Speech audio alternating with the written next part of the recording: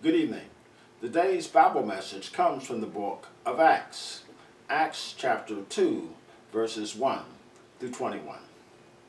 The day of Pentecost and the coming of the Holy Spirit. When the day of Pentecost had fully come, they were all with one accord in one place, and suddenly there came a sound from heaven, as of a rushing mighty wind, and it filled the whole house where they were sitting. Then there appeared to them divided tongues, as of fire, and one sat upon each of them. And they were all filled with the Holy Spirit, and began to speak with other tongues, as the Spirit gave them utterance. And there were dwelling in Jerusalem Jews, devout men, from every nation under heaven. And when this sound occurred, the multitude came together and were confused, because everyone heard them speak in his own language.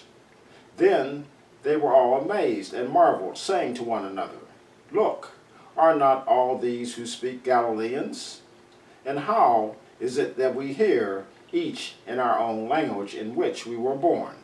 Parthians, and Medes, and Elamites, those dwelling in Mesopotamia, Judea, and Cappadocia, Pontus, and Asia, Phrygia, and Pamphylia, Egypt, and parts of Libya, adjoining Cyrene, visitors from Rome, both Jews and proselytes. Cretans and Arabs, we hear them speaking in our own tongues the wonderful works of God." So they were all amazed and perplexed, saying to one another, "Whatever could this mean?" Others mocking, saying, "They are full of new wine." But Peter, standing up with the 11, raised his voice and said to them, "Men of Judea, and all who dwell in Jerusalem, let this be known to you, and heed my words.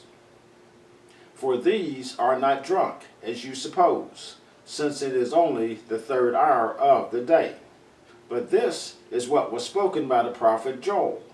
And it shall come to pass in the last days, says God, that I will pour out my spirit on all flesh. Your sons and your daughters shall prophesy. Your young men shall see visions. Your old men shall dream dreams. And on my men servants and on my maid servants I will pour out my spirit in those days, and they shall prophesy. I will show wonders in the heaven above, and signs in the earth beneath, blood and fire and vapor of smoke. The sun shall be turned into darkness, and the moon into blood, before the coming of the great and awesome day of the Lord. And it shall come to pass that whoever calls on the name of the Lord shall be saved." Acts chapter 2, verses 1 through 21.